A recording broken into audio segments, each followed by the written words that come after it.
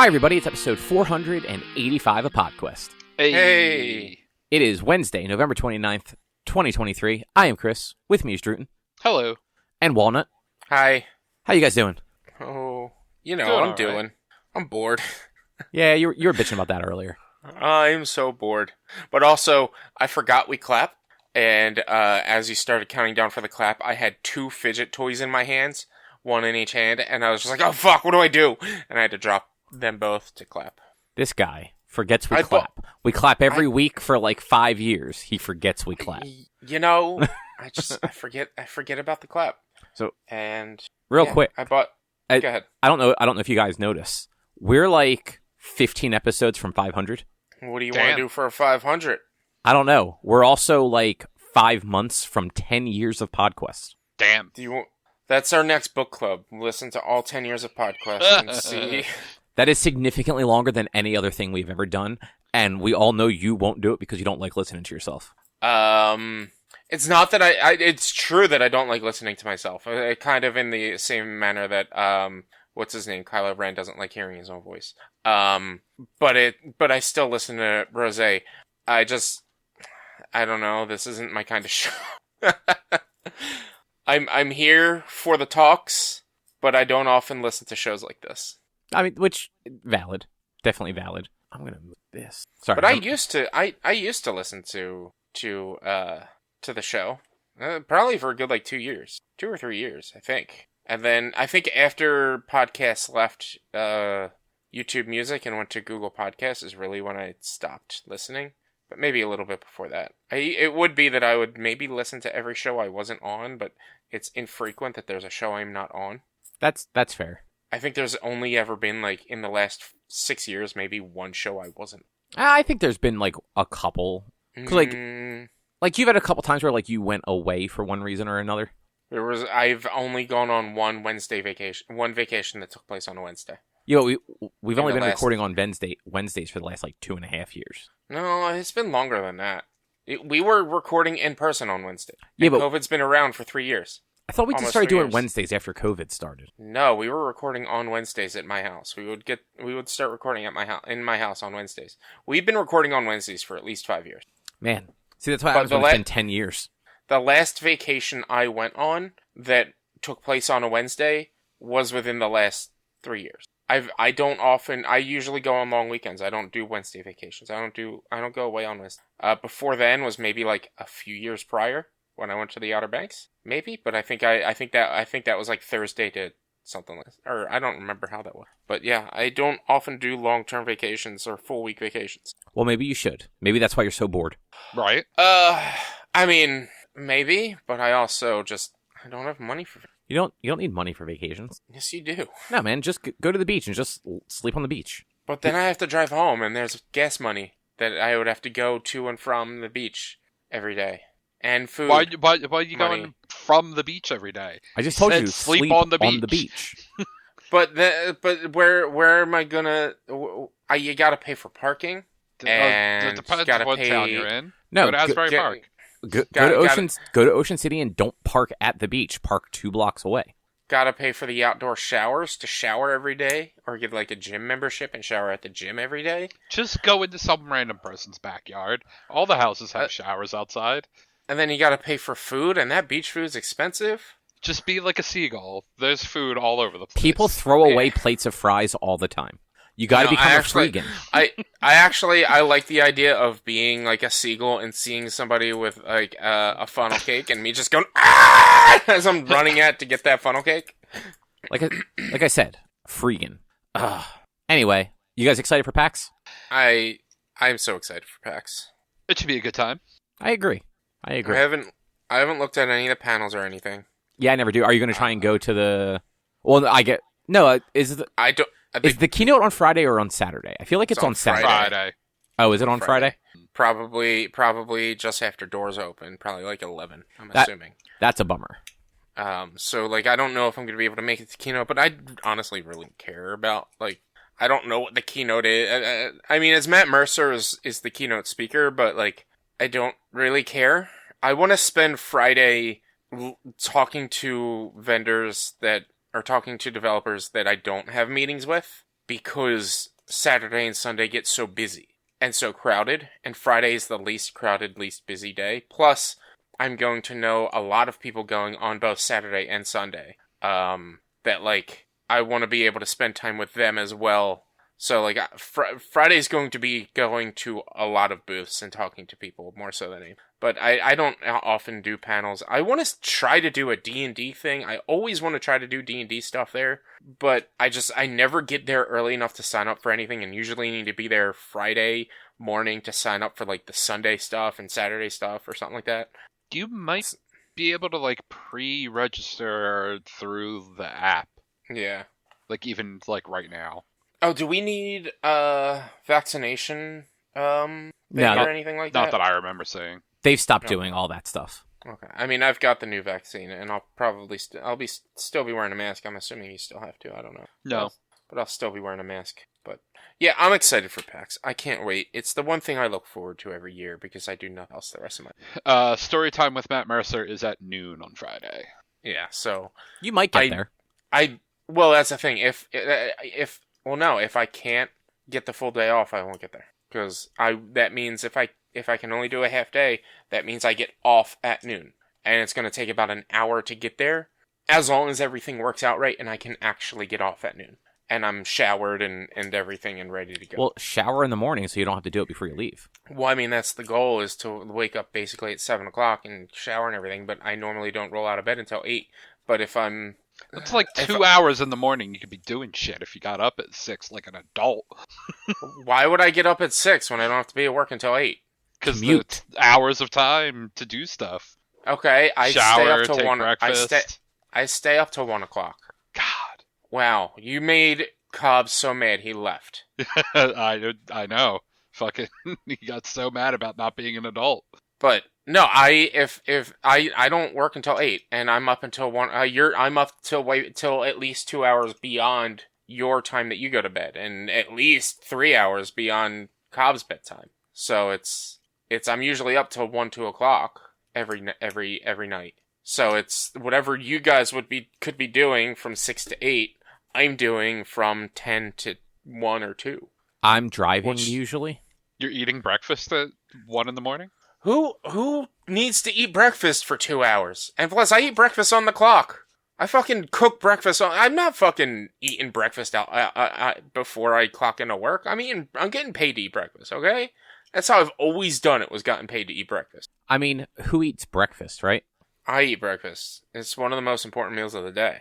No, that's not the most important meal. That's Hallmark. That's just Big Pharma. Big Pharma. It's Big Egg. Yeah, that's big. And when I say pharma, egg, I mean the farming industry, not pharmaceuticals. Oh, big farming. Big Egg. Anyway, Rich, what's on the agenda? On the agenda, I watched a series called Loki, the new season at least. I guess Cobb's watching Squid Game, the game, which I fucking hate it. I hate it. I haven't watched it, but I hate it. It's so dumb. I love it.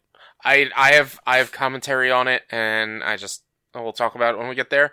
I read a book called All You Need Is Kill, and I read 2 of the Mighty Nein Origins comics through that Critical Role has made for their previous campaign. Cobb read a book called His Majesty's Dragon, and there's a little bit Cobb wants to talk a little bit more about Persona 5 Tactica. Accurate. So tell us about Loki. It was fine. That's what I've heard. It wasn't as good as first season. I think it was a little. I don't know. It tried to do something weird by making you care about characters, especially like one of the characters you just met the first episode of this season, and it tried to make you care about some of these characters and care about the outcome when it's like, I barely know these characters. I don't care. I love what's his name? He was in the Goonies. Data in the Goonies. And in Everything Everywhere All at Once. God, what is his name? I can't think of his name. Yeah. Fucking Short Round from Temple of Doom. Yes. He's in that season, and I love him. He's great. But I don't know, it felt too spread out and too sporadic for the short amount of episodes that they had. And it's time travel. and time travel doesn't always work. And I still feel strongly that time travel, especially with this, doesn't really work in the way that they're trying to push time travel in this one, where it's like time, like, because there's no longer the prime, or because of the events of season 1, they are now like all the timelines are splitting and changing, but it's like they live in an area. The TVA is in an area outside of time, but there is still time in the TVA. You can't be outside of time but still have time move forward. And a thing happens in the TVA that like ends up destroying the world, but time doesn't exist there, so you're not supposed to be able to go back there. But then how does it actually happen if time doesn't exist? And it's just like time travel things always get very muddy, and it still worked it worked weird with this one as well. And they gave Loki the ability to jump through time without having any time travel items. Look, I'm sorry, I'm throwing spoilers out because everyone's already seen spoilers forever, and most of you guys don't really care now. Like, it's just, I don't know, it was weak. It was the weaker of the Disney Plus series, or at least seasons, for Marvel, in my opinion. I just, I watched it. I also had part of it spoiled for me. I had the ending spoiled for me within 3 days after the ending actually happened. I got like a notification, hey, Funko Pop announced this Funko Pop from the end of Loki. And I'm like, oh, great, thanks, Funko Pop. But yeah, it was fine. It was just fine. And like, I'm not like you, Cobb, where I'm like, I'm getting superhero fatigue. Like, I still go and watch all of these movies, and I love these movies, and I enjoy them. And the last few movies were entertaining. Like, Guardians was entertaining. Thor was entertaining. The Marvels was fucking entertaining as all hell, and it was fantastic. But, like, I am agreeing with people where, like, a lot of this stuff, they're either trying too hard or not trying hard enough, and it's just becoming very cookie cutter. And it's the Fast and the Furious superheroes now, and, like, I'm gonna go see them anyway, I'm gonna watch them anyway, but I will complain about them from time to time, like I am with this one, where it's just like, yeah, like, alright, it's just fine, and it really didn't need to, the entire series, the way it ends, the entire series really didn't need to happen. And that's kind of my biggest issue is, and it was always kind of my issue with, like, why I didn't fully like Black Widow. It's like, none of this affects the whole endgame outcome of the world. This doesn't matter, because this technically takes place 10 years ago. And so everything you were trying to build up with the Kang Dynasty is resolved in this series, as to never having had been a major issue based on how this season ended and how the series ends as a whole. So Kang is not this big bad evil guy that's on the same level as Thanos because of how this season ends. So it's like, okay, well, because this happened 10 years ago and is technically a prequel to even Infinity War, technically, it doesn't matter. Yeah, I think, I mean, and like you nailed it. Like, I don't get any enjoyment out of this stuff anymore. The last MCU movie I enjoyed was No Way Home. I think No Way Home and Shang-Chi were the only two Phase 5 or whatever phase we're in now movies I actually got any enjoyment out of. But you haven't seen Thor yet, have you? No, the only one I haven't seen is Guardians 3. I thought Thor was actual garbage. And the Marvels as well, because yeah. But again, like, okay. I'm at this point, like, I don't even want to. Yeah. Yeah, and it's like, I totally understand. I can understand people not really being interested in them anymore, and, like, the box office shows. You can kind of argue that, like, there was a little promotion allowed for the Marvels, which is why the Marvels kind of fell to shit, because, like, you know, the strike ended just as Marvels came out. But that also doesn't help with, like, any of the numbers of other movies that came out in box office just around it. I think Adam Sandler's movie is doing better than the Marvels. Adam Sandler's movie did better than Wish. I know that much. Which I didn't even know Adam Sandler was having a movie come out.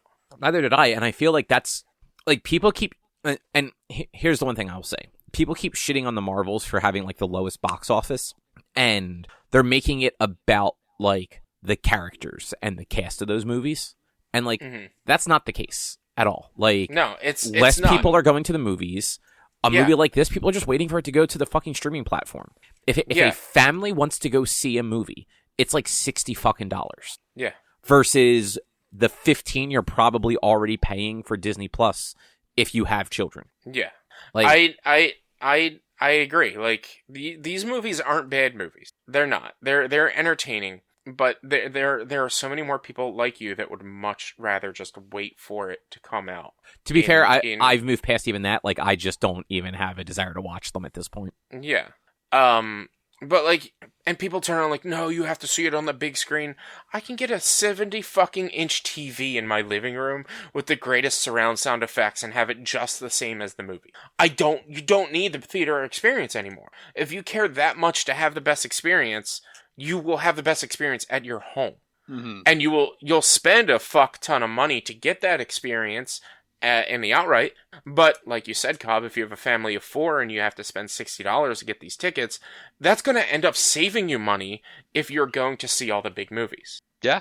Yeah, there are very few movies that within 6 months don't end up on one of the streaming platforms for no additional cost. Yeah. And usually, like, even if you're doing like the first week rental stuff, like the week it goes to digital purchase and rental, or even digital purchase, $20 gets you the movie to watch. Let's say a rental, so you get 24 hours to watch it as many times as you want. That is still, if you have a family of 4, that is still like half price, and it's shit. It's almost half price just for a couple. Yeah, it's literally $5 more than a normal ticket. Like, an average ticket is $15 to the movies. Well, I was thinking like I was looking at like the lowest things, so like matinee prices. But again, like, I mean, not everybody can go do matinees. Yeah, like, true. It's like, and that's the thing. It's streaming services are killing Hollywood, or killing box office, or killing big box office hit things, movies. Well, that's movie what it is. Theaters are killing themselves by making the cost, and like this was before the streaming services. The cost of movie tickets haven't gone up that drastically in the last 5 years. They've always been 13 to 15. And it's like, people are just now getting to the point where it's like, oh, we don't have to spend this. I can pay that once a month and watch whatever the fuck I want at home, where I can pause it and go to the bathroom. Like, yeah. I can go to the kitchen and get a snack that isn't fucking oversalted popcorn that is probably stale. But my thing is, like, streaming services as a whole are killing Hollywood and the movie industry, because that's what everyone's doing now, is doing streaming services. They're not buying movies, they're not renting movies, they're not, like, paying to download movies. Maybe they'll pay to rent, like, the movie on a streaming service, but, like, they're not buying movies to own, they're not going to movie theaters because, oh, in 6 months this will be on Disney Plus, in 6 months this will be on Paramount, in 6 months this will be on whatever. I don't need to spend the $30 for me and my partner, plus however much for concessions for us to go see this movie now. I can easily avoid spoilers. I don't get spoiled for any movie, ever. I get spoiled for TV shows all the fucking time. Movies, I don't get spoiled for. I can easily avoid spoilers for a movie and wait 6 months and then see it then. Yeah, easily do that. I mean, like, I have no idea what happens in Guardians of the Galaxy 3. I know a little bit of The Flash just because, like, I was curious and, like, was actually, like, following that stuff. But I don't know what happened in Guardians, Marvels, or Loki. Yeah. Like, it's easy to avoid spoilers if you care to avoid spoilers. Yeah, I also don't go on social media, like, at all. So that helps. And it's just, like, I totally get, like, I know people out there that are like, no, the movie theater is the best experience. I'm like, it's not, though. It's not. I go to the movie theaters because I want to see this movie, and I want to be able to talk about this movie. I don't go to the movie theaters because I think it's the best way to watch a movie. I just go there because I want to see the movie. That's it. That's all I go to the movie theater. I think I would much rather sit at home and watch the movies. You know what? If I actually had the opportunity to be able to see a lot of these movies, like, on release day when they come out in theaters at home, I'd probably have a better entertainment center. Yeah, that's true. And, like, that's... Like, I used to be like that, but even like the non-MCU stuff, like, there aren't enough interesting movies coming out anymore that it's like, I want to go see that in the theater. I want to spend double to triple what it would cost me to just watch it later. Yeah, and it's like there have been a ton of movies where I'm like, oh, I kind of want to see it. Like I want to watch Barbie. I haven't watched Barbie. I want to watch Barbie. I wanted to watch Oppenheimer. I'm absolutely fine waiting for both of those to be on streaming services. I think Barbie already is. I don't know if and when Oppenheimer will be, but I'm pretty sure I saw ad for Oppenheimer already streaming. Yeah, I think if it's on anything, it's on like Paramount or something, and I'm sure you can rent it on Amazon. But like, on Black Friday, I bought 3 Blu-rays for less than $15 total. Yeah. Fast and Furious 10, Across the Spider-Verse, and the Mario movie. Mm-hmm. Like, I got 3 movies for less than the cost of a movie ticket. Yeah. And the thing is, like, you got those 3 movies for $15, or whatever it was he said. Yeah, 15. And most people, like me, Mario movie's available on Paramount still. Or on Peacock, whichever one is on. It's still available on there, I think. I'm not going to pay for it until it's not available on there. And I don't have either of those, so. But even then, you know what? I've seen it once. I don't really need to watch it again. I don't have the urge to watch that movie. And so I don't want to spend the if I could get the $5 deal like you did, $5 per movie, sure, that'd be a little bit more worth it. But I don't want to even spend $15 for a movie I'm going to watch once. No, and like that's absolutely the thing. Like, if it had been $15 for the movie, I wouldn't have done it. I would have gotten Spider-Verse and Fast because I have every other Fast and Furious movie on Blu-ray. Like, I'm just going to have all of them. Like, why not? Yeah. And I have Into the Spider-Verse, and just because of visually what those movies do, I'd rather watch that physically than streaming where it gets compressed and everything. Yeah. So, like, I would have paid a little bit more for those. But yeah, like, if the Mario movie was like 15 or 20, like, on its own, I wouldn't have gotten it because I have seen it, but like for the price that it was, I'm like, well, why the fuck not? Like, yeah, and again, that's where like I said, streaming services are killing the movie industry because no one's buying Blu-rays. You're the first person I've heard who's bought a Blu-ray in the last 4 years. I mean, Best Buy is about to stop selling them. Yeah, like exactly. That's why people don't buy them. Like, you can't find them. It just happened to be so. Not even 10 years ago, 5 years ago, 6 years ago, on Black Friday. So, like, we usually go out on Black Friday and just, like, look at stuff. And, like, inevitably we buy things, but it's more like spur of the moment. Like, oh, we could totally use this. Or, oh, such and such might, like that's a good Christmas present for somebody. Mm-hmm. And we would go to, like, Target, Walmart, Kohl's, like, Best Buy, like, kind of, like, just do a circuit, like, out in, like, the Cherry Hill area. And 3 of those stores would have like an aisle somewhere in the middle of those cardboard standees full of Blu-rays and DVDs that were under $10. And it was like older stuff, newer stuff, like kind of like the whole gambit of things. And like I would stock up. Like I would be like, cool, all of this year's superhero movies came out. I enjoyed all of those. I'm going to buy all of them for $6 a piece instead of the $25 that those Blu-rays usually cost. Yeah.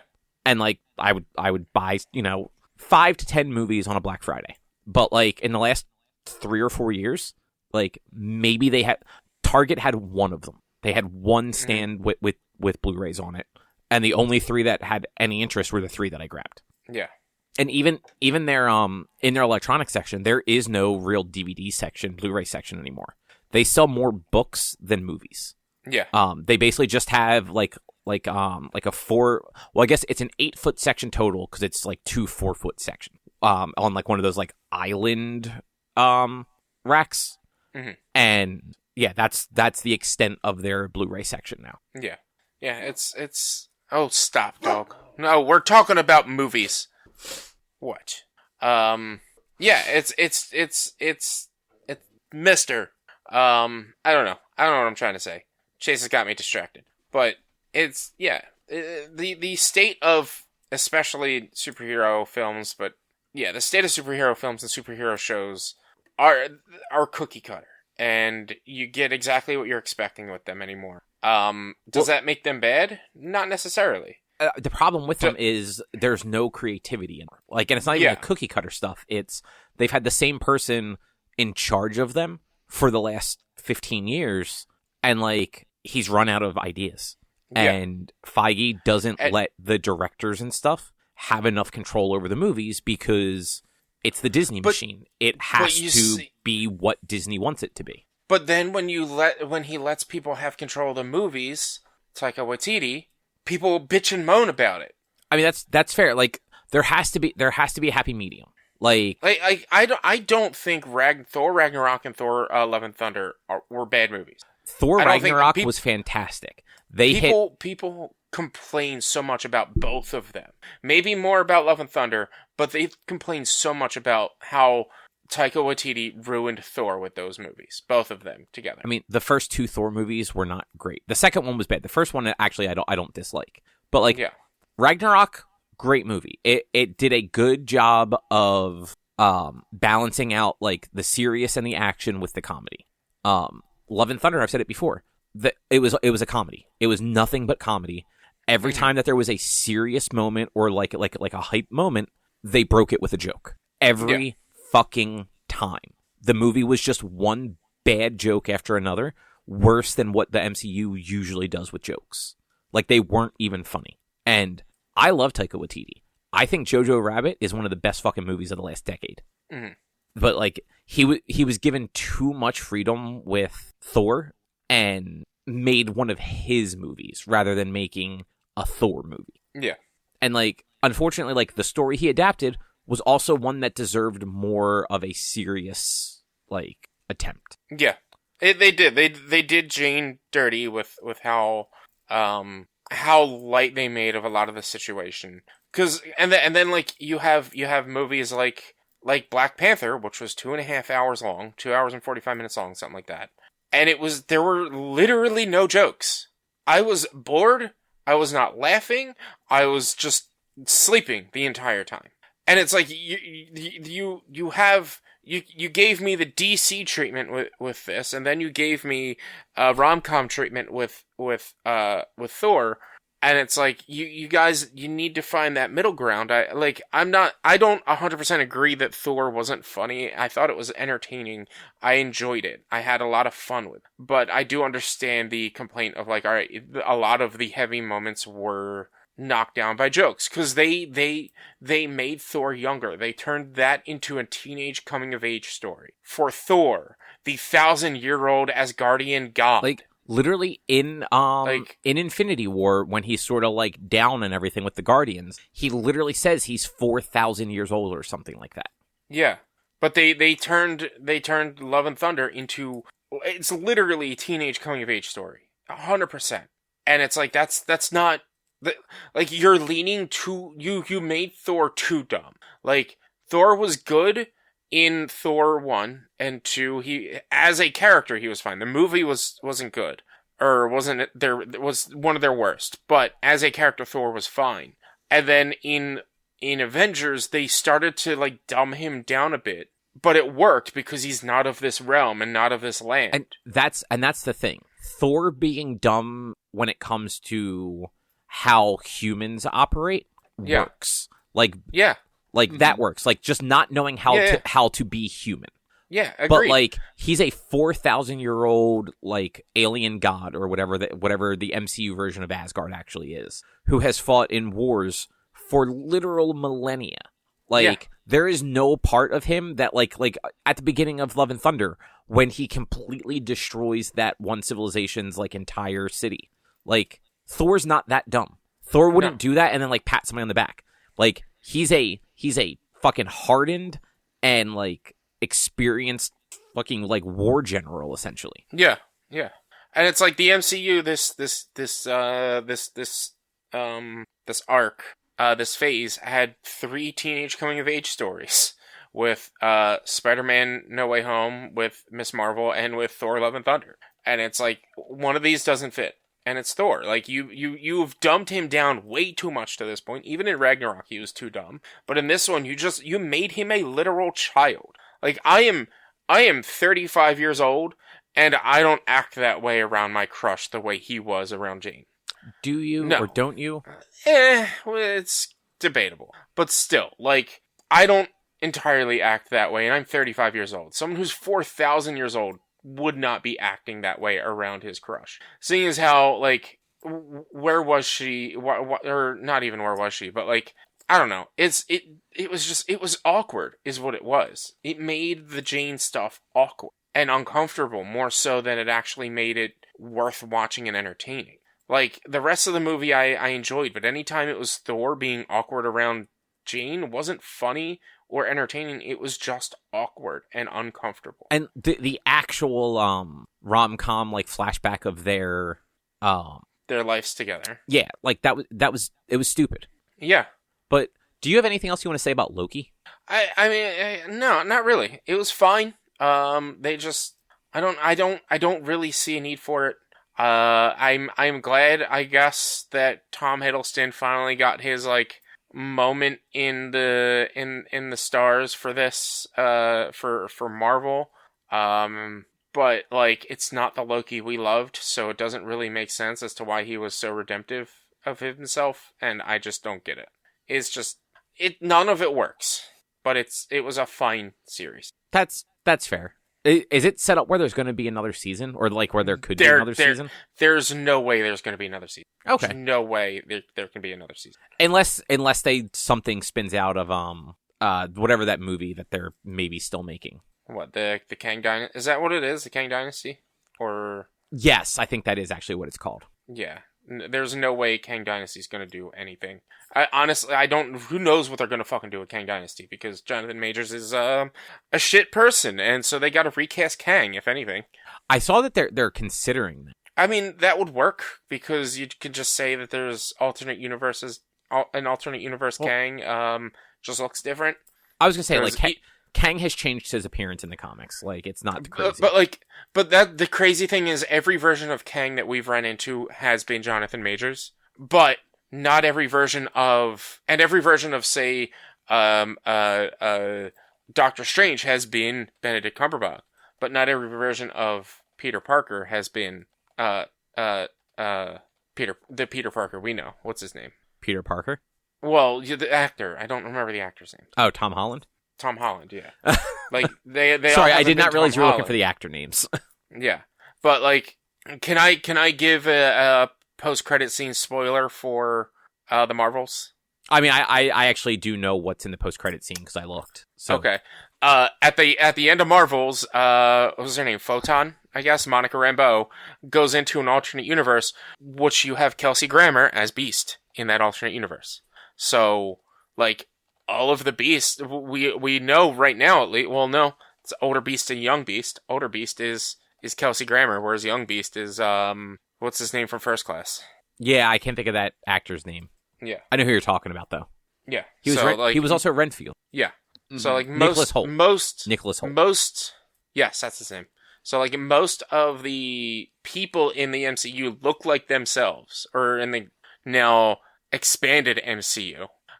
Look like themselves with the exception of Peter Parker, basically. Peter Parker and MJ but MJ in MCU, in 616 MCU, is not actual Mary Jane Watts. I mean, just goes by the initials MJ. Even separate from that, they're not technically like they are on the same Earth, but they're also Sony movies, so they can... Eventually, they're going to spin that off and say, like, oh, yeah, no, like this Peter's actually on a different Earth, and there was a fracture, and they were split apart. Or it'll just always be all the same, because we saw at the end of No Way Home that the symbiote of Venom was left behind after everything went away. I mean, so it's all 616 universe. Except for Venom. Venom is actually a different universe. Venom is a different universe. Which is funny because... Well, no, I mean, I guess they took 3 different universes of Venom, or 2 different universes of the villains, so it would make sense that they took 3 different universes of villains. Well, no, so the actual, the theory is that Venom is actually from the Andrew Garfield universe. Yeah. Well, because the only villain from his universe was Electro, right? And Lizard. Right, so he had... Wasn't Lizard? Yeah.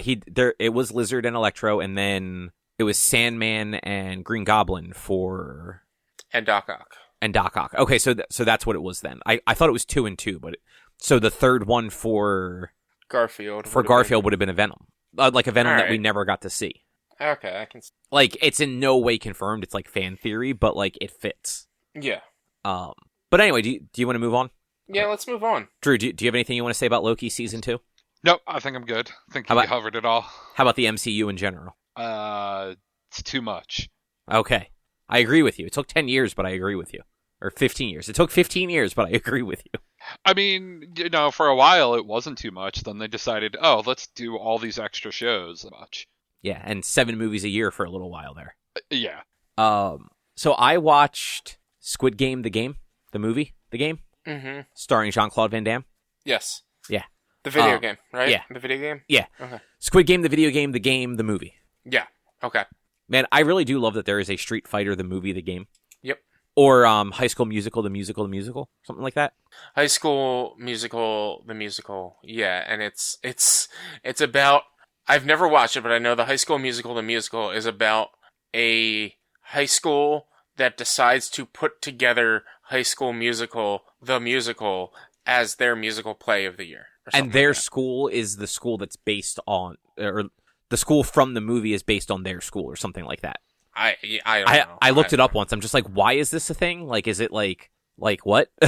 Yeah. But yeah, so I watched Squid Game: The Challenge is what it's actually called, I believe. It's basically Netflix did like a legitimate game show based around the challenges from Squid Game. Netflix saw that Mr. Beast's video did really good, and so they decided, all right, let's do that. I will say, like, and they so did they a very good job with it. It's stupid. It's completely unnecessary, but they did do a good job. The first episode starts with 456 contestants. And the first contest is the red light, green light, just like in the show. And all the contestants have dye packs under their shirts. Oh, so guess who did that? Mr. Beast. I have no idea who that is. Mr. Beast is a YouTuber who did Squid Games on his YouTube channel, and everyone who died had dye packs in their shirts.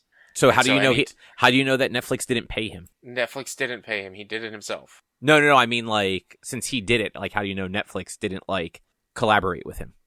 Afterwards, I mean, sure. I am bitter about this because I feel like they completely misunderstand the meaning of the show, the Squid Game show, by doing that. I mean, they absolutely do, but and that's why I'm kind of against this show, where I'm like, you missed the ball entirely of what Squid Games was about because you turned it into a game show now. Yeah, but it's fun. Is it? It's dumb. It's so dumb. So it actually has very, like, you're seeing a lot of this, like, outside of the death, you're seeing a lot of the same stuff that you would have seen in, like, the Squid Game show. Like, as far as, like, what people are willing to do and, like, how desperate some people get just for a chance at money. You are bringing the worst out in people for $456 million. And you're making people turn on each other and themselves for a lot of money, and to see how far somebody is willing to go to get this kind of money, and what stupid decisions they're willing to make for this kind of money. And a big corporation is pitting 450 people against each other for shits and giggles. Yep. It's you're Netflix. You are missing the bar here. I don't know. I think it's great. I hate it so much. Well, then don't watch it. I'm not gonna, but I also thought Squid Game was fine at best. I really enjoyed Squid Game. I think like this show does a really good job with recreating the games. Because like I said, like the dye packs, the people having to literally just like be in the way of everybody if they do get eliminated. I think that just makes it like almost more of a challenge, especially for like a thing like the red light, green light. But there's a lot more like non-game stuff that they do too. Like but it's basically mind games. Like when they're in the dorms, they're like given like little tests and stuff in there where at one point they bring a phone in and everyone's just like, okay, well, the first person that answers the phone is probably going to get to eliminate somebody because that's what the previous game did. Like 2 people got to decide on eliminating somebody anonymously. Well, they could either give somebody like a gift or eliminate somebody. And so people thought that was going to be what happened next time. And so this one guy like came out the phone, and as soon as it rang, he answered it. And they're just like, cool, you answered the phone, so you're going to get a treat. And they bring out like a tray with like 2 burgers and like French fries and stuff on it. because they've been given like kind of shitty food up to that point. Yeah. And as he's standing there with this tray, everyone just comes up to him and just takes all of his food. Like, not even asking. Like, one girl just literally grabs an entire burger and just walks away with it. But then, like, a few hours later, the phone rings again, and the same guy ends up answering it because just nobody else goes up to it. And that time, it's just like, hey, so you answered the phone, so you now have 2 minutes to get somebody else to come up here and pick up the phone, or you're eliminated. And at that point, like, no one trusts him. Like, so he got eliminated. And, you know, had he been more cunning when he answered the phone the second time and not given away that it was a negative phone call, there was probably a better chance that he could have convinced somebody that, like, it was another, like, prize and he just needed somebody else to come accept it and not gotten himself eliminated. Yeah. Or they did another one where I forget how many people were left in the game at that point, but everyone basically had to get in line and vote for somebody. And the person with the most votes would be eliminated. The catch was it was not necessarily an anonymous vote. The first time somebody was voted, they immediately went up on like a big screen so you could see that was a person that has a vote against them. So the first time somebody gets a vote against them, the person who does that vote, you know who did it. So like there was a lot of like animosity if somebody like voted for somebody and it's like, well, why the fuck are you voting for me? Like, what did I ever do to you? And you know, like people then like turning around and voting for that person because they voted for them and kind of like almost splitting the votes in a weird way. Yeah. And like I think stuff like that is actually more interesting than the games. But they did do the honeycomb game where you have to like get the shape out of the honeycomb. Yeah. And I forget how the show did this. But they broke everybody into 4 teams. And then the first person in line had to go into like the room first. And all the game rooms are set up to look like the ones from the original show. And on the wall are the 4 shapes: the circle, the triangle, the star, and the umbrella. And they had to among themselves agree which person would take which shape, and obviously only one shape per person. And that would be for that person's entire team. And if they didn't all pick a shape within, I think they had like 5 minutes, all 4 of them get eliminated. And it took like 5 rounds before somebody finally like gave in and picked the umbrella. Yeah. Like they were just like, I'd rather get eliminated than have to do the umbrella. I'd rather get eliminated than do the thing and not potentially get... What the fuck kind of logic is that? Yeah. No, like How stupid are you? Like, I'd rather get eliminated than have a chance to play this game and not get eliminated. Well, it's also by picking that, your entire team was getting it. And on top, and so like, even if you managed to succeed at it, everyone that was on your team is now going to be gunning for you because you just gave them the hardest task to do. It was a vote between 4 people. We had to figure it out. Like, I mean, look, I'd rather get eliminated than have a chance to play the game. And that's a stupid choice, in my opinion. Like, the thing that's pissing me off is, you said it, he answered the phone, they brought him out a burger, and people just stole his food. I'm like, fuck that. I would have been punching people. Yeah. You didn't answer this phone. And then I would have gotten kicked out of the game because I would have knocked people out for stealing my food. But it's like, these people stole my food. Like, that's all fucked part up. of the game. But if I knock someone out, am I out of the game? Yeah. For stealing my food? If I punch someone for stealing my food that you gave me, see, this am is why I out of the game? This is why you can never be on a game show. You're too aggressive. I'm not too aggressive though. They stole my food. It's my food. I want my food. Again, they're missing the mark. The big corporation getting shits and giggles out of people doing some stupid shit and feeding them gruel so that they get hungry and do. It wasn't gruel. It's just they weren't given a lot of food. Like they got like fried rice and like eggs were the one meal they showed us. Yeah. So like it's not necessarily bad food. It's just not a lot of food. Yeah, but that's the point. Like you're starving your contestants. You're not starving because you can't actually starve people, but you're setting them to the brink of turning them against. You're forcing them to be turned against each other. Yeah, I hate this. I hate it so much because humanity's already shit, and you're making sure people know humanity's shit by doing this. I mean, we already know that humanity's shit, though. They're just giving us entertainment. But you already said the only entertaining part were the mind games. You didn't care about the actual games. I mean, the games were, like, they weren't bad.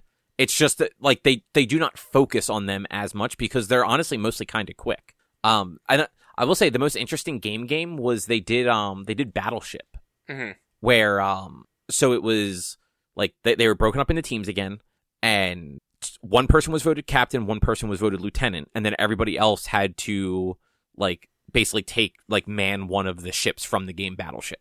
So like, you know, like so there was like the carrier that had 5. The battleship that had 4, and then the 3-piece and the 2-piece. I forget what those 2 boats were. Yeah. And the way the game works, the way that they played the game was the first team to sink 2 ships wins. When a ship is fully sunk, the entire team gets eliminated. If your team loses, the captain and lieutenant also get eliminated.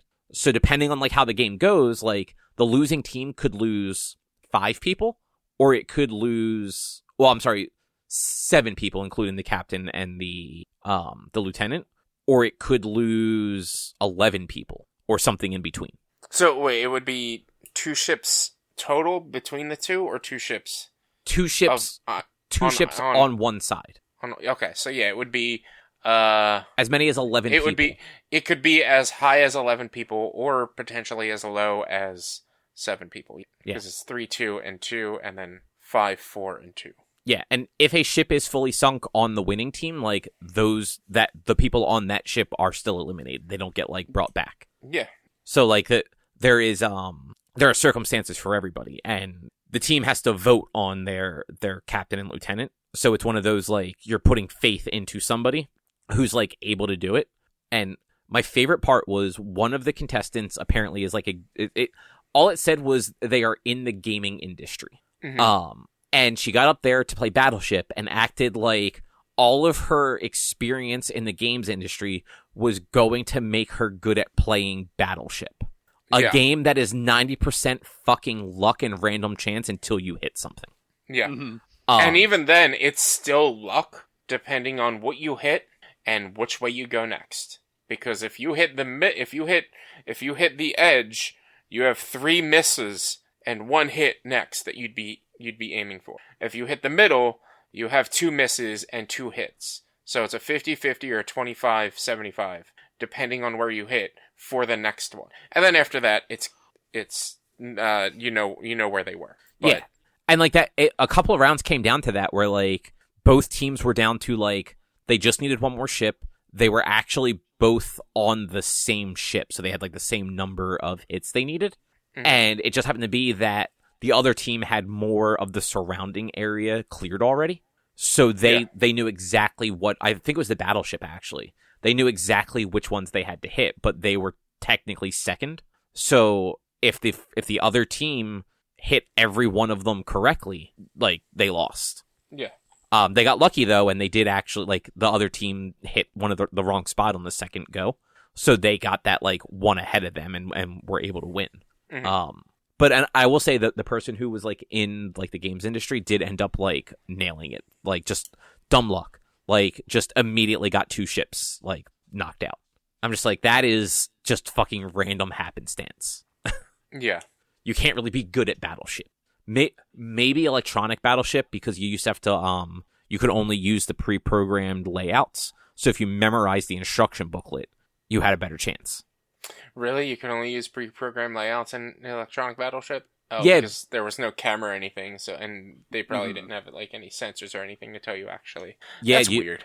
Yeah, that's you like you punched the buttons for like B12, and the game had to know if that's where the thing was. And this was before like NFC and RFID were just basically free to put into things. Yeah. Yeah. The back of the book had like, I don't know, there were several pages of potential layouts. And yeah, when you got started, each person would like type in the code for that layout into the game, and then you would put your ships in that configuration that was in the booklet. Yeah.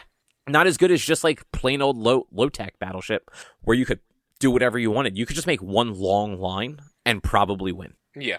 But yeah, I think the Squid Games show is fun. Like, it's nothing to like write home about, but it's like stupid to see them like make all of these games real games that aren't like people dying. I am curious to see what they do for the bridge, like the glass bridge, because they showed images of a glass bridge. So I'm curious, like, is it just like everyone's going to have a harness so when like a thing breaks, they don't actually fall? It's going to drop them into a foam pit. Well, I was going to say, like, is it, or will it drop them into like some sort of pit, like a Ninja Warrior thing? Is it not actually glass so that people can't get hurt? And it's going to be like the pressure sensitive where like a red light will go off, and they'll just be out. It'll be for safety precautions and making sure people can't get hurt and whatever. It'll be pressure sensitive drop doors that if weight goes onto that door for long enough, it'll drop them into a foam pit. They're going to drop into a. I hadn't thought about that. Like that, it could just be a door that kind of swings open from underneath of them. That's a good call. And then it's stuck open.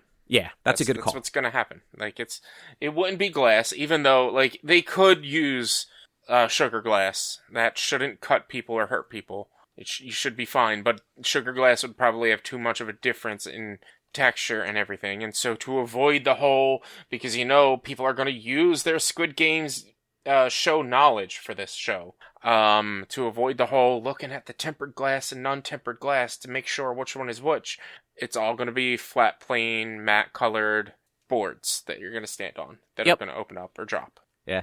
One other thing that they did just to like kind of fuck with people psychologically, for the marble game, they set everybody up to have picnics. Like there's like, all right, everyone, we're going to have a picnic. So like pair up. So everyone paired up with like the people they were friends with, or in one case, there's a mother and son that paired up. So everyone's like having like this nice little picnic together. They had an odd number of people left, so one person got a basket all to themselves. And as they were like finishing their baskets, they all started noticing that there was like a false bottom, and when they opened it up, there was a bag of marbles, and it dawned on all of them that, oh, we're going to play each other for elimination. We're now going to send somebody home that we like. Obviously. Except for the guy who's by himself, who's just like, oh, I don't have any marbles. Like... He didn't have any marbles in his basket? They should have just given him marbles and been like, all right, he's... It's basically like you're safe. You don't actually, like, you're not... Okay. Yeah. There's no one for him to play, so he's just safe that round. Yeah.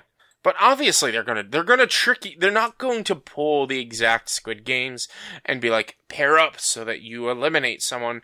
They're going to pull the wool over your eyes so that they can have that Squid Game scenario where mother and son, two best friends, whatever, are eliminating each other. Yeah, absolutely. But, yeah, I don't know. I just thought it was funny. I hate the idea of the show. I hate it so much. Yeah, but you also, you don't like fun things, so it's fine. Dude, I love fun things. I like, come on now. I like game shows more than you do, okay? That's true. I don't really like game shows most of the time. Exactly. It's just this game show I have a problem with.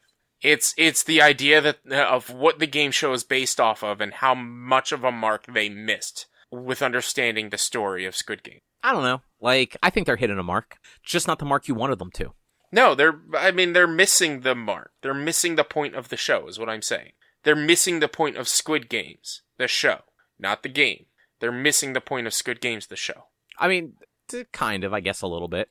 Nothing to that one, Rich? No, I've said 100 times how I felt about it. I said like it's like I said, it's a big corporation putting people at odds and giving them the worst situations and showing the worst of humanity for entertainment's sake. It's exactly what Squid Games was, and it's putting people down on their luck to make them fight for $456 million when why not just give 456 people $1 million each? Because where's the profit in that? You know what? There isn't. But if you have $456 million fucking dollars, why hold on to it? Well, fucking spend your fucking money. Give it to people. It's because it's only $4.56 million. It's not $1 million a person. Wasn't it? Was it? Well, I think the show was, but still, that's $100,000 a person. Have a show about, hey, we're going to give you $100,000. How's this going to change your life? And have a documentary, a feel-good documentary series about people who applied to get $100,000 and see what they do with their money. Yes, you're going to have some shit people who are going to say that they're going to do some good stuff and then go gambling and gamble it away. Sure. But you know what? If you have $4.56 million, do something better with it than making people be bad. But this is how we weed out the bad eggs. And what do we do with the bad eggs? They just don't get money, and they waste a few weeks of their lives and still probably get paid to be on that game show anyway. So they still got paid. They just didn't get paid the full bank. I don't know. You should just learn to like things. I like more than you do. Do you? I do. You should lot more than you do. You should learn to like good things. I like a lot more than you do. A lot more good things than you do. I don't know that that's true. It is. You've also said the show isn't that good. You just find it funny. Yeah, but that's the thing. Like, I'm enjoying it. Like, it's a game show. Like, game shows are inherently not good, but they can be entertaining. Game shows are great. They're really not, though. Game shows are fantastic. Like, literally, all game shows bring out the worst in people. I mean, I would disagree. I would disagree. You're talking like reality game shows, like Survivor and Big Brother and shit. I don't like consider that. I don't consider those game shows. That brings out the worst in people. But if you're talking like the $1 Million Pyramid and shit like that, like actual legitimate game shows, that is just a game show of fun. That is people having fun. If you have what is it, Friday Family Game Night that's on like ABC or some shit, that's hosted by, I can't even remember what her name is. She was on Glee. I have no idea what you're talking about. It's an actual game show that hasn't been on for like 4 years. I don't know. I don't have cable, so I don't know what game shows are on anymore. But like, you talked about a show on ABC that's on over-the-air television. Only if you get a fancy antenna. So they're like $5. Are they that cheap now? Yeah, antennas are pretty cheap. They went up in price for a little while. I literally got one at the dollar store. Nice. Yeah, but like. Yeah, those game shows, they don't take the worst out of people. They do. They're competition. It's, competition is intrinsically the worst of people. But it's not, competition is not the worst in people. It's mind games. It's the worst in people are the Big Brothers, the Survivors, the Squid Games, the game bullshit. Not just like, oh, here's a couple around where people are going head to head and having fun playing fucking Family Feud. Like, see, feud. I mean, Feuds. they might cut out the people talking shit across the and calling people morons and idiots for getting the wrong answer. They probably cut that out. Who knows? But I doubt that. I doubt there's that. Like, people are just there to have fun. That's a game. Those are fun. See, I don't think so. This is just we're gonna have to agree to disagree. Boy. Game shows are the cesspits of America. Game shows are better than most television. Game shows are great. Nope. Again, except reality game shows. I mean, reality TV in general is bad. And look, Survivor, bad. How Survivor has been on for like 400 seasons? No idea. I watched. What was it? Was it like Outlast or something like that? I don't remember. It was on Netflix. It came out this year. It was about people who were out in the Alaskan wilderness. And it took place over the course of like a month, and it was like just before winter, and people had to survive out in Alaska for a month, and it was like, we took a group of 30 loners and made them survive together for 1 month. And it was like, okay, this is actually an interesting concept, but it is terrible, and it is like the worst. But like, that was entertaining, but that was also a reality game show, a reality series. Like, that's not the best. That's like Survivor, and that brings the worst out in people. Yeah, I mean, like, reality TV is actually the worst. Yeah. But let's go ahead and move on, since we are an hour in and only on topic 2. I mean, that's fine. We spent a long time bitching about cinema. Yeah. But Rich, you read things, and I use acronyms and forget what they are now. Yeah, so we'll start with the comics. I got for Christmas the past few years, I got the Critical Role Mighty Nein Origins Jester and Mighty Nein Origins Caleb Widowguest. And so I read those over the past week or so. And they're interesting. It shines a light on characters that you know a little bit about, but it shows you a little bit more about them that like may not have been like really, really well portrayed about like their past, their backstory, or why they were on the adventure in campaign 2 for Critical Role. Jester's was like fun and silly because she was a fun, silly character, and she had to run away from her mom because she left a guy on the balcony in his skivvies. And it was great. And it was about her meeting the Traveler, and getting into shenanigans and learning about her powers and things like that, her cleric powers. Whereas Mighty Nein Origins was, Caleb was a lot darker because he had a much darker backstory about going to wizard school and then, being tortured by Trent Ickathon and eventually killing his parents and things like that. And like it shined a little bit more light about the relationship between his classmates, that like I never got the idea that they were a throuple, which they were apparently in this. I'm sorry, this is campaign 2, right? This is campaign 2 Origins. Yeah, okay. The separate characters' origins from campaign 2. Because you don't always get to learn. This is like them going off on the adventure, like just before they go off on the adventure, just before they like meet up with the rest of the cast, or how they got to the point to meet up with the rest of the cast. And like they didn't really get to fully explain things that happened. Like you knew that Caleb, at one point you find out Caleb did kill his parents, but you don't know why or how it happened. And it turns out he ended up killing his parents because Trent used the mind memory change spell to change his memory to have him remember something different from when he went and visited his family, to cause him to have to go kill his parents because they were traitors. You got to actually read and find out what Jester did to have to run away, because they never really touched on that in campaign 2. They have comics for Yasha, for Ford, for Molly, and for Not, which was Veth, and then you still have Bo and Caduceus, who have not their stories have not come out yet. They come out next year. And so it's just like, it gives you a little touch on their backstory, and I enjoyed it. I enjoyed them a lot. They're good writing, great art. They're written by both Mercer and their actor. So like Caleb was Mercer and Liam O'Brien, as well as Jody Hauser is the main writer in these, I believe, or at least for the Caleb one. Whereas Jester was Sam Maggs. I don't know if they're anybody certain, but or anyone specific, but they're good. I like them. The art is fun. It's very like kind of more cartoony art, like modern cartoony. I feel less than like comic booky. They're hardcover, which I like hardcover books, and I like them. If you like Critical Role, especially if you like campaign 2, you might like these, and I'm a big fan of both of those. So nice. I did read. I mean, we were talking about it earlier. I read the Vox Machina one like forever ago, because you loaned that to me so long ago.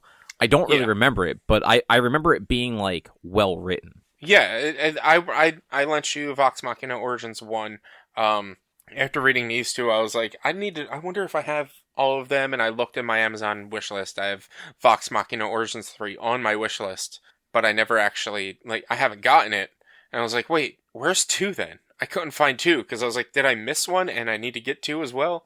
But yeah, they're good if you're, and they're like, the Vox Machina Origins are really good, because it might even help you have a connection with those characters in the Legends of Vox Machina. If you want to know a little bit more about how that band came together, if you are a fan of the cartoon series, that might help you like piece some things together as well. You don't need to know anything about the streams to know stuff about these characters in the books, because they're all prequels.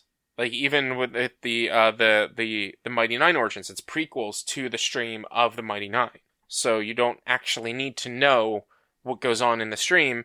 This is an introductory to all the characters. So because they did announce a Mighty Nein series a while back on Amazon, when that comes out, it might be good to have that little connection with these characters. Yeah, but they have a ton of comics. They have one for one of the characters they meet during the Mighty Nein campaign 2, called the Bright Queen, and how her whole world is interesting. They have an actual novel about the big bad from campaign 2 that I have on my Amazon wishlist. I hope to get and read, because I want to know more about him. They have a lot of content. They have a lot of like book content, which is nice. And they keep supporting like small comic creators and small comic artists. Dark Horse made that make all their comic. And so like I think they have a lot of like indie comic artists and writers doing a lot of these. Yeah, cuz are they still doing the Mighty Nine right now, or have they wrapped that up? Oh, Mighty Nine's over. Mighty Nine was campaign 2. No, I'm sorry. I mean, like the comics. Like, have they released all the character arcs and everything for that? No. Bo and Caduceus are next year. Okay. So yeah, they have 2 more characters next year, and then they'll probably start working on Bell's Hells after they're done with the origins of the Mighty Nine. And the Vox Machina stuff's wrapped, I assume. I don't know. I like I said, I haven't read Vox Machina 3. I guess so, because I haven't really heard them talk about any more of it. But like they're doing the Vox Machina stuff because you jumped into the Vox Machina campaign like halfway into their actual campaign. It wasn't like they started as I always Vox forget Machina. about that. Yeah, they started. I think they were like level 7 or 8 by the time they started, so it's a decent way into the campaign itself. Nice, but yeah. You also read the other one, the Tom Cruise movie. Yeah, so it is All You Need Is Kill by Hiroshi Sakurazaka, I believe is how you pronounce his name. I apologize if I butchered that. Let me actually find it written better somewhere else. Yeah, Hiroshi Sakurazaka. It is what Live, Die, Repeat, or The Edge of Tomorrow, whatever you fucking want. Apparently, they changed its name at one point. I don't remember this, but I've been told that they changed the name because people didn't like the name. So the name was Edge of Tomorrow, but then they changed it to Live, Die, Repeat, Edge of Tomorrow or something. I don't know. Yeah, so it was like, the movie was released as Edge of Tomorrow, but then like in some markets, I think it was Live, Die, Repeat. And then they eventually made it so that it was Live, Die, Repeat, The Edge of Tomorrow. Yeah, I know Live, Die, Repeat was their tag for the but this is the basis of that movie. My cousin lent me this about probably 10 years ago, and I never actually got a chance. I've started it like 3 times. I actually propositioned to you guys to do this for a book club at one point a few months back. And I finally, because I've had a lot of downtime with work, I had time to sit down and watch it. It's only about 200 pages. Well, you watched it? Not watch it. Read it. I finally You're sat giving me down shit for listening to audiobooks, motherfucker. You're watching the movie? Look, no, I'm not watching. No, I mean I've seen the movie. The movie's fine. Like this is like completely different from the movie. But like it gives you like origin of the mimics, the aliens that they're fighting, which is nice to know actually what the mimics are and why they're on Earth. It connects the character, KG, it connects him better to the battle than the movie did, because fucking the movie was just like, I think like Tom Cruise was just like, he was a lieutenant or general or somebody, or just some random dude that they forced to go into battle when he wasn't supposed to go into battle or some shit like that. It's so dumb. It was bad what they did. Like it made no sense as to why he was in battle. But it made more sense to why KG, the main character, is in battle. It gives you more backstory on Rita, who was played by, I think that was Emily Blunt. Yeah, it's Emily Blunt in the movie. Yeah, they give you more backstory on her, and it's an interesting novel. It's quick. It's an easy read. It's 200 pages. Not even. It's 196 pages, give or take, page breaks and things like that. And it's very fun. It's interesting though, because the way they have it broken up, they have each chapter broken up based on, there's only 4 chapters, and it's based on, each chapter is based on like the lead character, or who the character that chapter is most who is basically taking charge of KG and training him. So like the first chapter is Private Kira, which is KG, the main character, and it's all about him and his first jumps into the battle and into the time loop. Second one is Sergeant Farrell, who like KG then is training with Sergeant Farrell every time he resets his time loop. He's doing things to be able to train with him to get better. Third chapter is this was like interesting. It's called the Full Metal Bitch because that's what they call Rita. They call her the Full Metal Bitch, and it's all about her going into the war and getting to a point where she meets KG after he starts his time loops. And then the last one is Killer Cage, which is the name they hit the call sign they give KG. And it's like, it's all about like how, like, each chapter is about like the characters that it's kind of titled after, but it's, I don't know, it's fun, it's a fun book because it's not the normal, yes, it's the normal time loop of, hey, you die, you just relive it until you get it right, until you get it right, until you get it right, until you get it right, over and over and over. But like you don't have to read through all 160 loops. They skip through loops. Like some of the chapters and some of the chapter breaks will be like, it was this loop, I died. Like there was like 3 pages where it was like, made it 4 hours, made it 25 minutes into battle, made it 30 minutes into battle, made it 60 minutes into battle. And like there was like a few pages where it was just letting you know how fast he died or how long it took him to die. And then the kind of twist on how to end the loop at the end of the book on the last chapter, just like it was a shock because I wasn't expecting it to be anything like the movie because I knew it wasn't going to be anything like the movie. Because the movie was just how they had to like leave the battle and go somewhere. I don't know. It was weird. But like I wasn't expecting it to take that kind of a turn where it turned out in order to stop the loops, either KG or Rita had to die because they had become part of the loops themselves. And so like they basically, you learn that the aliens that are here are machines sent from another planet that is dying. And these machines knew that they could terraform Earth, or these aliens knew that they could terraform Earth into a planet habitable by them. But this planet is 40 years away from here. Is that anything like what the movie was about? I don't remember the movie at all. I have no idea if the movie went into the detail of the alien. All the movie did was it had the detail that the aliens created the time loop. And the way I remember the movie being when it comes to the time loop is, what's his name? Tom Cruise got alien blood on him, which put him into the time loop. And they needed to find one specific alien on the planet Earth that held control of the time loops. And once they killed that alien, that stopped the time loops, but the aliens are still here and they still then had to defeat the aliens without the aid of the time loops. You know, normal time loop dilemma where once you stop it all, you still have to stop the issue without having it. Whereas in this one, the aliens are 40, they explain that the aliens are 40 years away. So they send their terraforming machines here, which turn into the mimics, which in this one, the mimics are kind of like giant bloated frogs, whereas in the movie, they're like wolf dog things.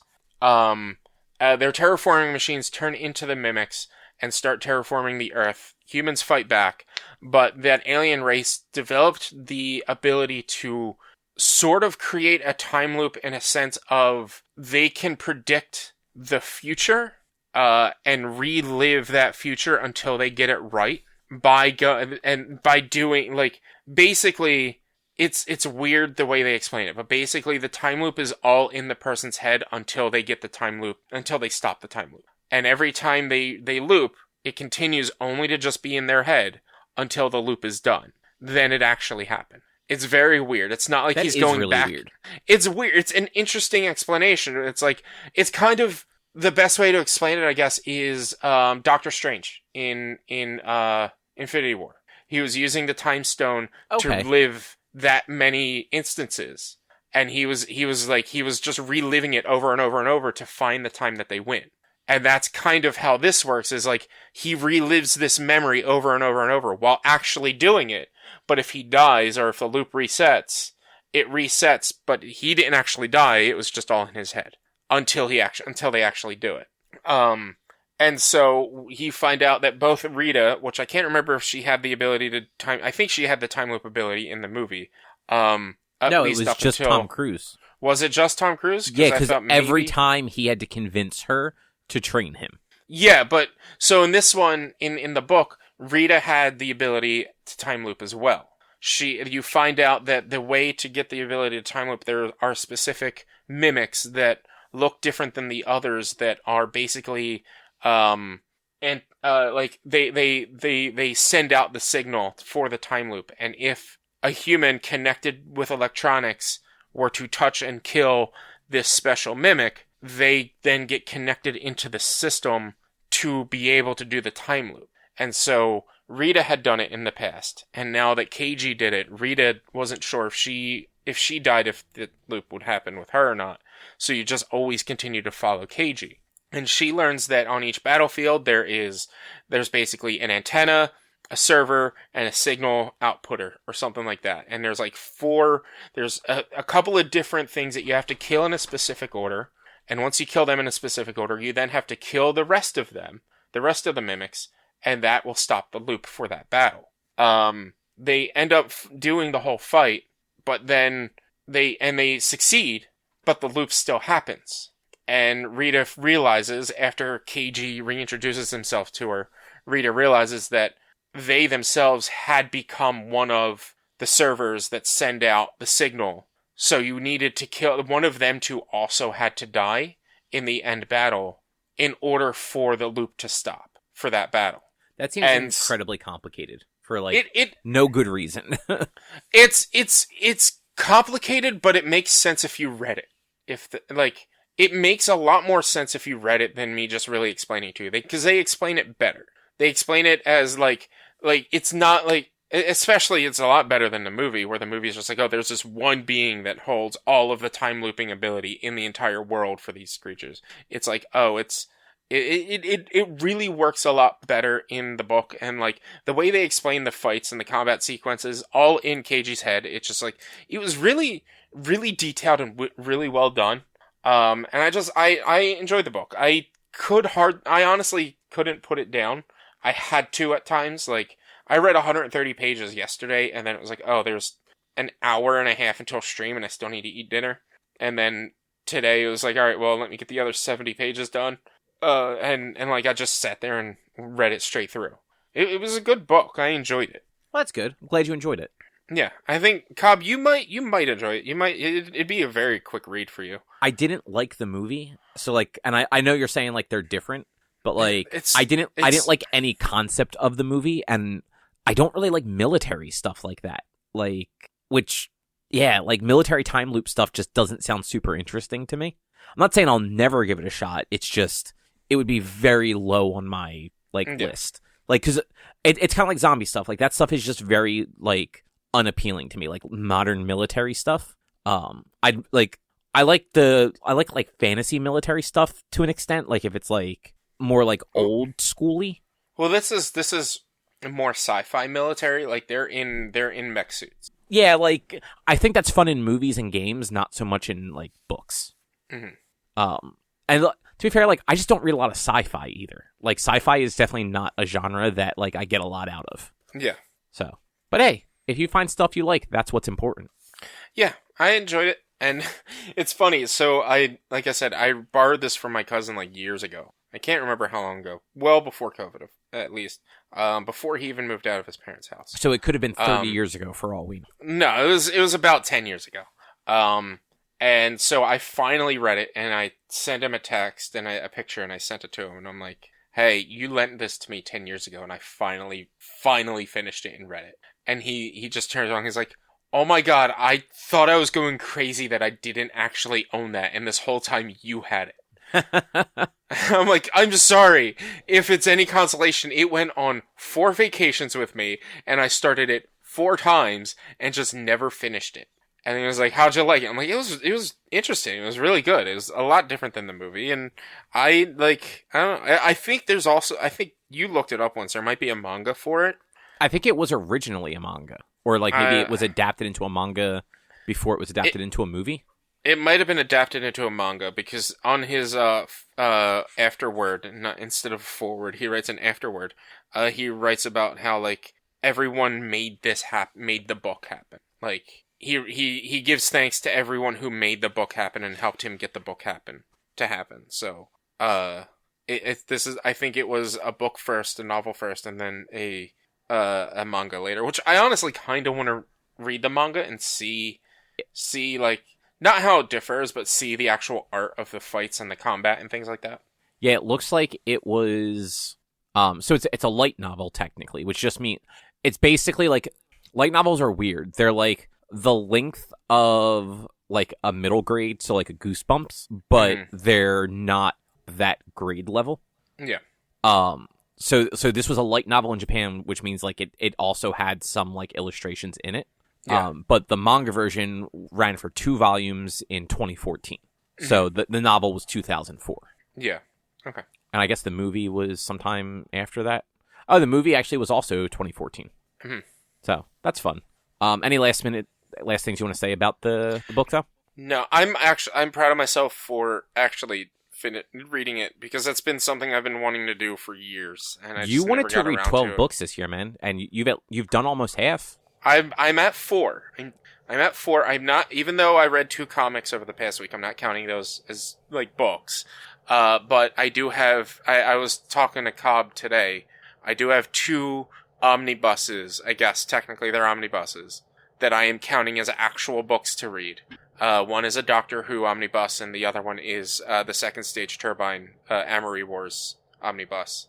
That I plan on having those done by the end of the year to get 6 books done this year. Okay. And depending on timing, I actually a few years ago I got a it's a Star Wars Rise to the Resistance book. It was a YA book that somebody was on a podcast or something that I was watching or reading or listening to, not reading, but watching or listening to, that like I was like, oh, that's interesting, and it's about like it's about building up the resistance for the New Republic and whatnot. Honestly, you would probably actually enjoy the High Republic stuff, because I know like your big complaint with Star Wars is how much of it revolves around the same core families. Fuck the Jedi. Fuck the Skywalkers. Fuck them. Just like, fuck the Skywalkers. The High Republic stuff is still very Jedi focused, but it's 300 years prior. Honestly, though, fuck Jedis. I want. It's a galaxy. It's a galaxy. Give me other stories. Fuck Jedis. Fuck space wizards. So they're different Jedi though.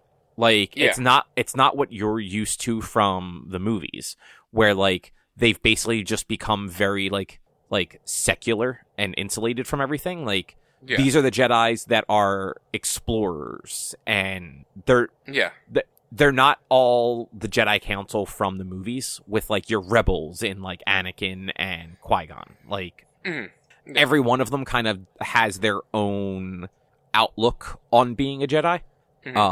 And it's even the villains aren't Sith. Like it's not the Jedi versus the Sith, which I think is like the big thing. Like there's no dark side users in this. It's actually like pirates. It's fucking space pirates that found a way to travel in hyperspace that doesn't exist in this time this time period. Yeah. That's why it's a lot of books in the High Republic, and so you can kind of like, you don't have to read them all though. Like there's like the adult novels that are like 300 pages, and then there's like the YA stuff that's like 150 to 200. So you can kind of like, you can pick and choose like which direction you want to go in, and the more you read, like the more of a robust story you get. But like if you only stick to one core part of it, you still get that whole thing. Yeah. I'll look into it, but I think after I get through what I have in my actual house, and I'm again going to attempt 1 book a month next year. I want to try to get more into fantasy, because I want to try to help build up the inspiration for D&D writing again. And I also read Mistborn. I think you would really like Mistborn. You've talked about them, right? I have. I really think you'd like Mistborn. I'll have to look into them. But I want to read all of the Walking Dead novels again. The 4 that I have, plus the like 5 that came after that. I don't remember, but like I want to reread through those books and read the ones that came after that as well, because there's a bunch that I fell off. Yeah, which I mean, like, hey, like why not, right? Yeah, but yeah, have to get them. If you want to do fantasy, I really think you would like Mistborn. It's not like high fantasy where like it's knights and dragons and stuff like that. It's like on the cusp of like a steampunk, but like it's not. It doesn't quite have the steampunk stuff anymore or yet. Yeah. It's the world after the villain won. So the bad guy won, took over the world, and basically destroyed it. So there's only a few cities left that are even habitable. Mm-hmm. And the first book is it's a heist. Like, it's a heist story. It's a group of thieves planning on robbing the literal god king of the world. Nice. Yeah. And that's the book where the magic system is all metal based. So like not everybody can do it, and if you can do it, odds are you can only do one thing. So like maybe you can have like the metal that lets you like basically like jump really high. Or maybe you have the metal that lets you impact people's emotions, like either ramp their emotions up or like soothe their emotions down. There's like a very small subset of people that can do all of them. Okay. That's why it's called Mistborn. Mistborn are the people that can actually use all of the metals, and each one has like an opposite. So it's like it's a primary metal and then like an alloy of the metal. It's weirdly complicated, but super well done in the books. Mm-hmm. And you can read the first book, and the first book can almost be treated as a standalone. Like you can read it and just stop there, and it's kind of like it's a full story. The second and third book just take it further and like kind of like finish it out. Okay. Yeah, they're very good. A little long, but very good. Nice. Yeah. Should we move on now? Yeah. Tell us about His Majesty's Dragon. Okay. So this is the sort of military fantasy I like. It's set during the Napoleonic Wars. So great right off the bat. I'm bored already. So it's an alternate history, like I said, set during the Napoleonic Wars, so the early 1800s. In this alternate history, dragons have their own branch of the military. So it's basically the dragon rider branch of the military.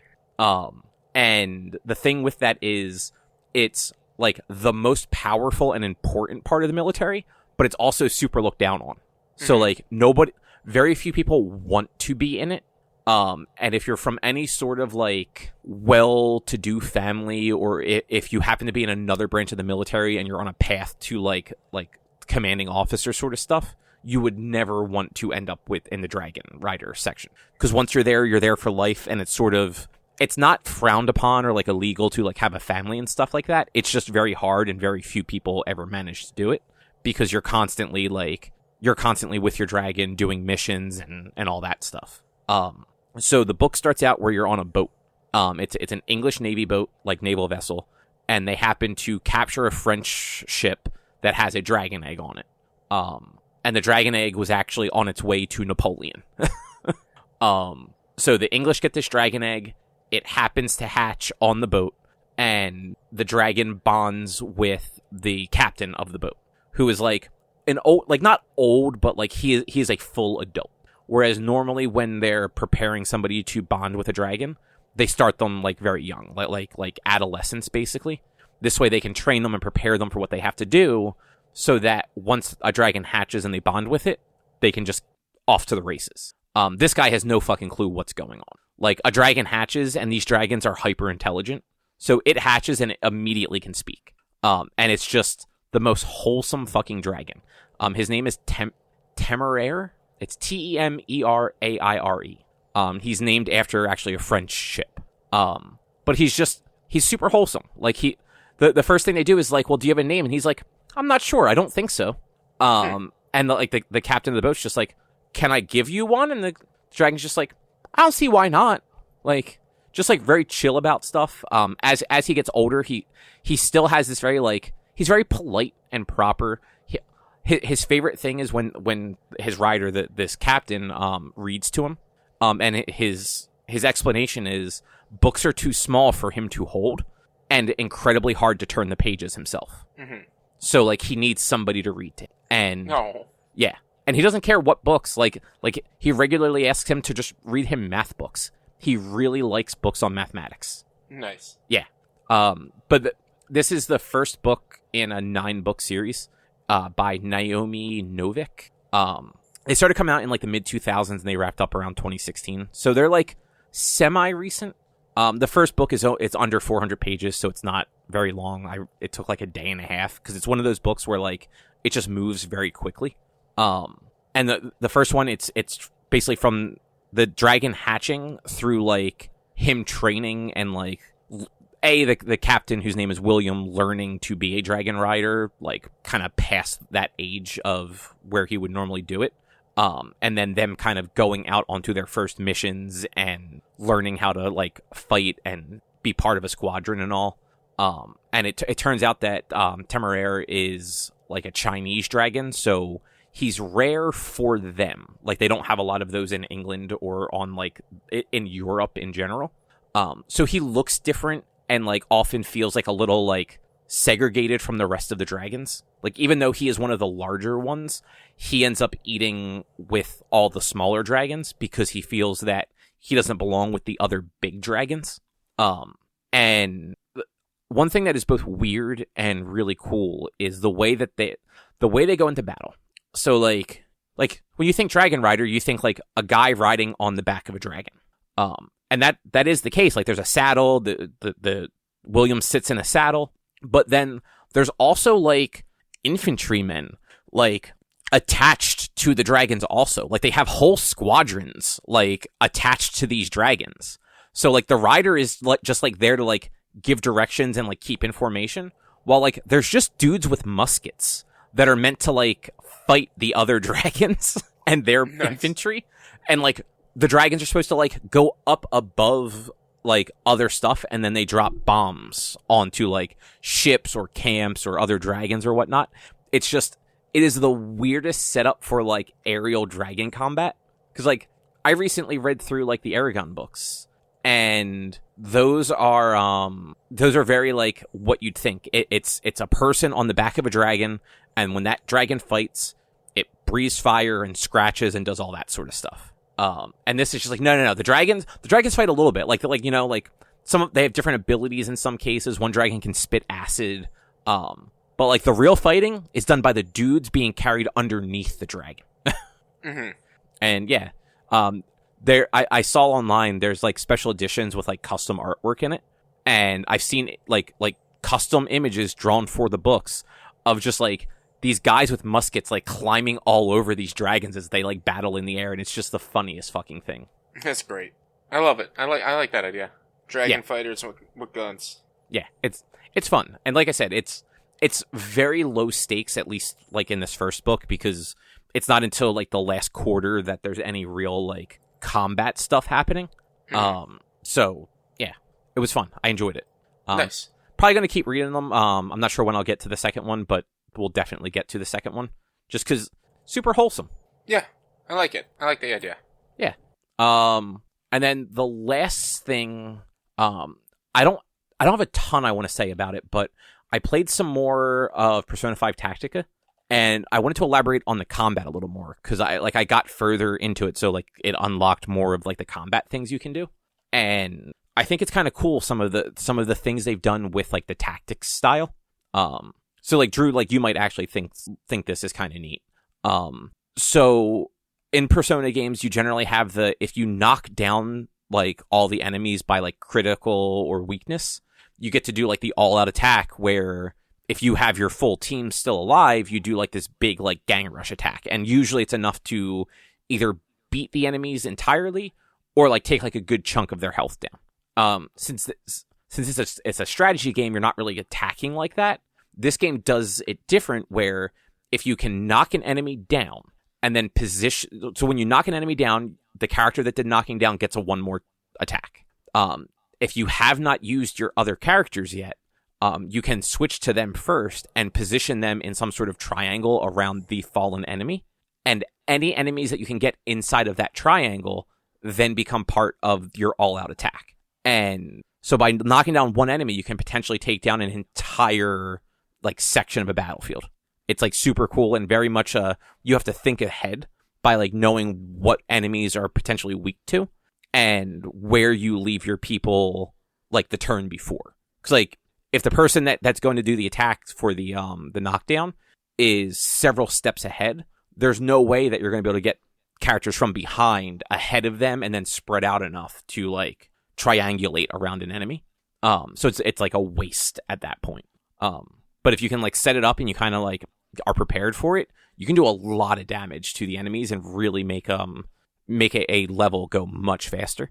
And then the other thing they're doing is a lot of games that I've played at least don't give you like any sort of bonus for waiting. Like there are certain times where like if you're on special squares in games, like you'll get something if you just end your turn on those squares, and this game has those too. But it's also got if you're behind cover and you end the turn without an action, your character will get some sort of buff. The only one that I know for sure the effect is the female character that is original to the game. If she waits, her thing is her ranged attacks go through cover. So if an enemy is in cover, you can still attack them and do full damage. You're not going to get like half damage or anything like that. Okay. Which is like that, like it's a cool thing to like plan ahead. Like if you know you're in range, but you need to stay in cover because there are multiple enemies, you can still attack one of them without just coming full on out of cover. Mm-hmm. So yeah, just it's doing some interesting stuff with like merging the persona combat with like this strategy combat. And I'm all for that, because I like the turn-based combat, but like the grid-based strategy stuff is always fun, because there's like 1,000 different ways you can potentially do something. And on top of that, this one, I mentioned it last week, this one giving you those like, here are 3 goals to try and do throughout this round that will get you like more experience and stuff like that. Makes it like, okay, like I really should try and set up these like triangulations for like the extra attacks, because if I only have 5 rounds to go and there's 13 enemies on the field, if I can take out 5 of them in one turn, that's going to help a whole lot with getting to that particular goal. So, yeah, it's still a cool game, though.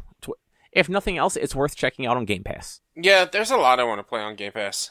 But but instead you're going to play Shenmue in a couple weeks. People keep requesting me to play RPGs, man. I mean, I'm all for you playing RPGs, just not Shenmue. Like, and that's just one of those, like, I feel bad for you for having to play Shenmue.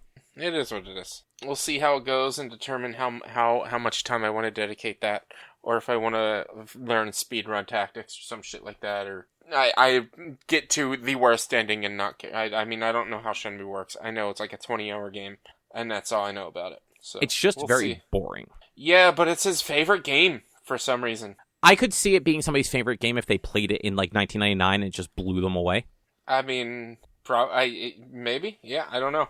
It's all I know is it's his favorite game. He talks about it all the time. He loves it for some reason, and I've never played it. And all I know is there's something about sailors. That's it. Yeah, I guess there were sailors, kind of. I know that from Mega 64. That's all. Oh, that's fair. But yeah, I think that's probably a show. Yeah, that's a show. Yeah. Okay. So yeah, not next week, but this weekend we'll be at PAX Unplugged. So next week's show will probably have a bunch of board games and shit to talk about. Mm-hmm. But other than that, if you would like to find more of our content, you can head over to www.one. I'm sorry, I said dot. And I'm just like, is that how URLs work? www.one-quest.com. You can also help us out by supporting us at patreon.com/onequest. If you can't support us there with your dollars, though, you can go to your favorite podcast platform, Apple Podcasts, Google Podcasts, Spotify. Rate us, review us, subscribe to us. All of that helps a bunch. You can find us on social media, facebook.com/onequestonline or at @1_quest on Twitter and Instagram. Our YouTube channel is youtube.com/onequestvideo, and you can always send us emails to social@one-quest.com. And Rich, what is your streaming schedule for this week? Twitch.tv/b_walnuts for video game streaming Monday, Tuesday, Thursday, and Sunday. Still working on Baldur's Gate. Still working on We Were Here Forever. Still playing Sea of Thieves on those same days. Not to give anything away, but keep an eye on my YouTube channel. There may be a new series or 2 coming up. So check out YouTube with all that stuff. More survival games, or are you finally going to do Stardew? I was never going to do Stardew, but... I thought you told Erica you were going to do a Stardew series. No, I've been thinking of doing My Time at Portia. I could have sworn you guys talked about Stardew at some point. No, no. I talked about wanting to do My Time at Portia on stream, or on YouTube, which that is a possibility. But also Subnautica is a possibility, which that's a survival game with an actual story in it, as opposed to 7 Days to Die and The Long Dark, which don't have actual stories and are just survival. Okay, that's fair. But there's at least going to be one new series coming up in the next few weeks. I'm not going to tell you when or why, but just there might be one new series, at least one new series coming up. All right, good news, new things, fun things, all that jazz. Yeah. But with that, we will be back next week with something else to talk about. Thanks for listening. Bye. See you. Bye.